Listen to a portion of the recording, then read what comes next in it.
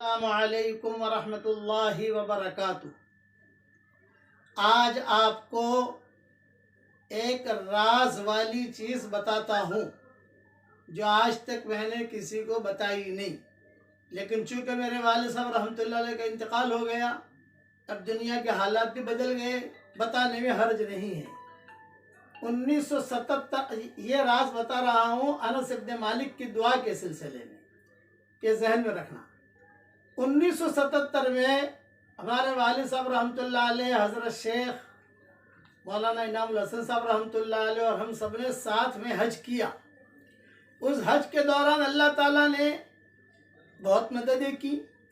میرے والد صاحب رحمۃ اللہ علیہ نے خواب دیکھا حفائر میں، اور وہ خواب یہ دیکھا کہ حضرت محمد صلی اللہ علیہ وسلم تشریف لائے اور کہا کہ اے عمر منہ کھولو۔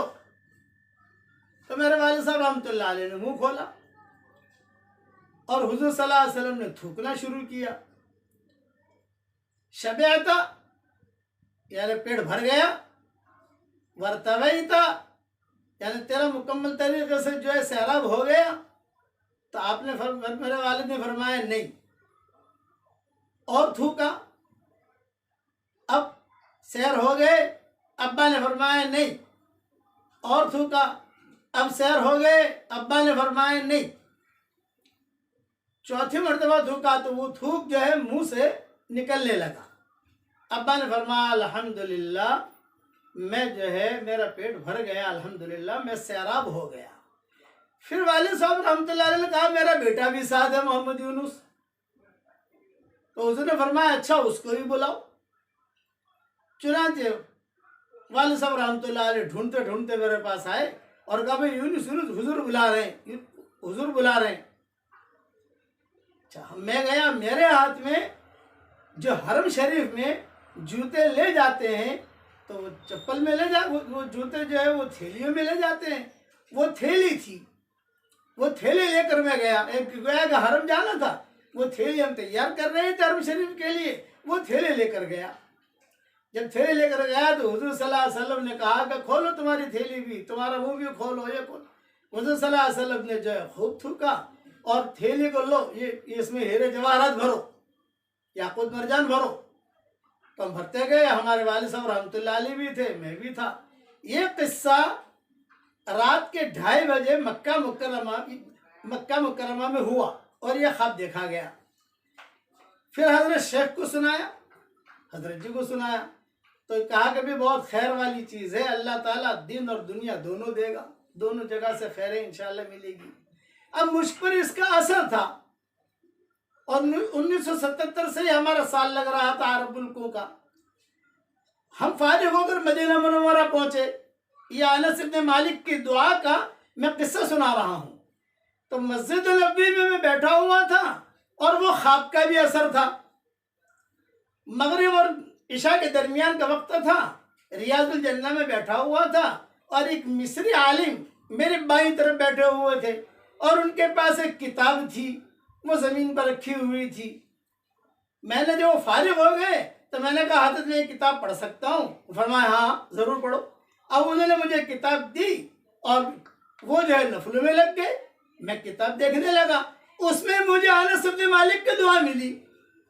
یہ پہلا میرا تحریری یعنی میدان ہے کتاب کا۔ میں نے وہیں بیٹھے بیٹھے پہلے تو ان سے پوچھا کہ یہ کتاب مجھے اگر ہدیہ دے دو آپ۔ انہوں نے کہا نہیں بھی ہدیہ تو نہیں دیں گے، تمہیں جو لکھنا ہے وہ لکھ لو۔ اس زمانے میں واٹس اپ تو تھا نہیں، اور ہمیں واٹس اپ کا فوٹو کھینچنا اب تک آتا نہیں ہے۔ کوئی اگر مجھے کہے کہ یہ کتاب میں سے مضمون ذرا فوٹو کھینچ لو تو میں اب تک نہیں کھینچ سکتا۔ بچیوں کو، بیٹیوں کو، پوتیوں کو، پوتوں کو، سب کو بلاتا ہوں بھائی مجھے اتنا سا فوٹو کھینچ کے دے دو۔ تو میں نے لکھ لی وہ دعا۔ اس دعا کو لکھ کر اس کی جو فضیلت تھی وہ بھی میں نے لکھ دی انس بن مالک کی۔ انس بن مالک جو ہے یہ حضور صلی اللہ علیہ وسلم کے خادم تھے، اور ام سلیم جو تھی یہ ان کی والدہ تھی، اور ان کے والدہ کا دوسرا نکاح جو ہے حضرت طلحہ یا ابو طلحہ جو بھی ہو ان کے ساتھ ہوا تھا، وہ مشرک تھے۔ تو انہوں نے پیغام رکھا تو ام سلیم نے کہا بھی تم مسلمان ہو جاؤ تو میں نکاح کر لیتی ہوں اور مہر بھی معاف کر دوں گی، اچھا مجھے سوچنے دو۔ خیر سوچا، انہوں نے کہا ٹھیک ہے، تو انس ابن مالک نے ہی اپنی ماں کا نکاح پڑھایا، یہ حدیثوں میں آتا ہے، انس ابن مالک نے ہی اپنی ماں کا دوسرا نکاح پڑھایا، اور یہ بہت اچھے قصے رہے ان کے، ام سلیم کی بھی اور انس بن مالک کی بھی۔ یہ قصہ انس بن مالک کا ہے۔ حجاج ابن یوسف کے زمانے میں یہ حجاج کے خلاف بہت بولتے تھے، حجاج نے بلوایا، بھئی تم میرے خلاف تقریر بہت کرتے ہو۔ انس بن مالک نے کہا کہ ہاں، اس لیے کہ تم ظالم ہو۔ حجاج نے کہا منہ سنبھال کے بولو، قتل کروں گا۔ یہ کہا تم مجھے نہیں مار سکتے۔ بھی کیوں نہیں مار سکتا؟ یہ کہا میں ایک دعا پڑھ کے آیا ہوں، حضور صلی اللہ علیہ وسلم نے فرمایا ہے صبح اور شام جو آدمی ایک ایک مرتبہ یہ دعا پڑھ لے وہ اچانک کے حوادث سے محفوظ رہے گا۔ مجھے اللہ کے نبی کی بات پر یقین ہے۔ تو حجاج ابن یوسف نے کہا وہ دعا مجھے سکھاؤ۔ انس بن مالک نے کہا کہ نہیں سکھاؤں گا۔ چنانچہ حجاج ابن یوسف نے کہا بھئی جلدی سے اسے مدینہ واپس لے جاؤ۔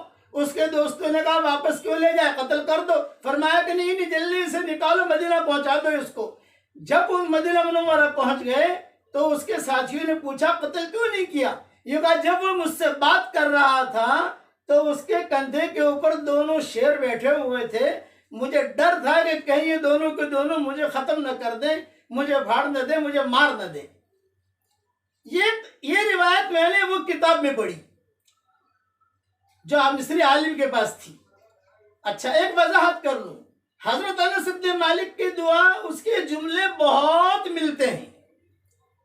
میں نے بھی نئی منتخب جو 26 صورتیں تیار کی ہے اس کے اندر بھی میں نے کئی جملے زیادہ نقل کیے ہیں، لیکن میرے نزدیک معتبر اور زیادہ اچھے جملے وہ ہیں جو میرے پرانی مومن کا ہتھیار میں نے لکھے ہیں۔ ابھی نئی میں تو نئے جملے آ گئے، میں بعض علماء سے متاثر ہو گیا، لیکن یہ میں غلط متاثر ہوا، اس لیے میں نے دیکھا کہ اس میں تو بہت جملے ملتے ہیں۔ امت کے نزدیک تو آسان سے آسان چیز دو تو امت اسے قبول کرتی ہے، اس لیے وہ آسان ہے۔ اب یہ دعا کی فضیلت بہت ہے، اس لیے میں یہ دعا آپ کو پڑھا دیتا ہوں۔ عام آدمی اس دعا کو پڑھ نہیں پاتا، عام عورت پڑھ نہیں پاتی۔ آپ صبح شام ایک ایک مرتبہ صرف پڑھ لو، میں جیسا پڑھا ہوں، اللہ چاہے کہ 10 دن میں آپ کو یاد بھی ہو جائے گی انشاءاللہ۔ اور اس کے فوائد بہت ہیں۔ کئی لڑکیوں کے جنات لگا، وہ جنات سے بھی فائدہ ہو گیا، کئیوں کے کینسر کی بیماریاں ٹھیک ہو گئیں، کئیوں کے کورونا وائرس کی بیماریاں ٹھیک ہو گئیں، اور الحمدللہ جب سے یہ دعا مجھے ملی ہے میں نے لکھی ہے، اور الحمدللہ میں خود بھی پڑھ رہا اور لوگوں میں الحمدللہ تقسیم بھی کر رہا۔ اور بنگلور میں کچھ ہمارے ساتھی ہیں جن کے نام تو مجھے معلوم نہیں ہے، لیکن انہوں نے فریمیں بنائی ہے باقاعدہ اور تقسیم کرتے ہیں۔ تو بنگلور میں آپ کہیں سے معلوم کرو گے آپ کو پتہ چل جائے گا انشاءاللہ۔ اچھا کام کر رہے ہیں وہ، اللہ ان لوگوں کو بہت جزائے خیر دے۔ اس لیے دعا انس بن مالک رضی اللہ تعالیٰ عنہ۔ اچھا اب یہ دعا ہم تک کیسے پہنچی؟ تو بعض روایتوں میں یہ بھی ہے کہ انس بن مالک نے اپنی زندگی میں کسی کو یہ دعا نہیں بتائی۔ جب ان کا انتقال کا وقت قریب آیا، کچھ شاگرد ان کے قریب بیٹھے ہوئے تھے، حضرت وہ دعا دو بتا دو، تو انہوں نے اپنے مرنے سے پہلے یہ دعا لکھوائی۔ یہ بھی بعض روایتوں میں لکھا ہوا ہے، وہ ساری تفصیلیں میری کتاب بکھری موتی میں دیکھ لی جائے، اور یا میری نئی منتخب 26 صورتیں آئی ہیں اس میں دیکھ لی جائے، فائدے کی چیز ہے یہ دعا۔ علماء کو تو اس کی ضرورت ہے نہیں ماشاءاللہ، وہ تو پڑھے لکھے ہیں، وہ تو اس سے بھی زیادہ جانتے ہیں، لیکن عوام جو ہے عوام وہ جو الفاظ برابر ادا نہیں کر سکتے، اس لیے میں آہستہ آہستہ کر کے پڑھا رہا ہوں تاکہ وہ الفاظ آپ کی زبان سے صحیح نکلیں۔ اب پہلے تو سن لیجیے فائدہ کیا ہے۔ کرونا وائرس اور تمام مہلک بیماریوں سے، قتل اور دیگر حوادثات اور آفات اور ظالم سے محفوظ رہنے کا 90 نسخہ، ایکسیڈنٹ سے محفوظ رہنے کا بھی 90 نسخہ۔ اب یوٹیوب پر یہ دعا آئے گی انشاءاللہ۔ خالد پالم پوری یہ میرا بیٹا ہے، اس کے یوٹیوب پر آئے گی، وہاں دیکھ لینا آپ، اور جیسا میں پڑھا ہوں ویسا پڑھتے رہنا۔ اب صبح اور شام ایک ایک مرتبہ پڑھ لیجئے۔ اب پڑھیے میرے ساتھ، بسم اللہ خیر الاسماء بسم اللہ الذی لا يضر مع اسمه اذى، بسم اللہ الکافی، بسم اللہ المعافی، بسم اللہ الذی لا يضر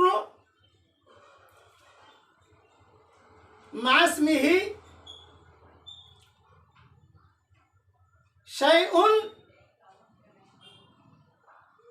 في الأرض ولا في السماء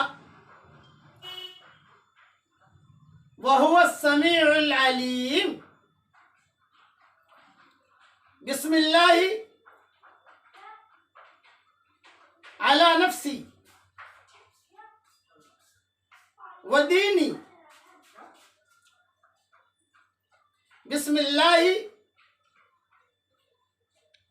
على أهلي ومالي، بسم الله على كل شيء أعطانيه ربي، اللہ اکبر، اللہ اکبر، اللہ اکبر۔ اعوذ باللہ مما اخاف واحذر، اللہ ربی لا اشرک به شیئا، عز جارک وجل ثناؤک وتقدست اسماؤک،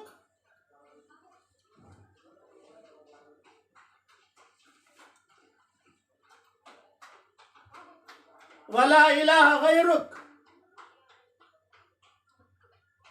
اللہم انی اعوذ بک من شر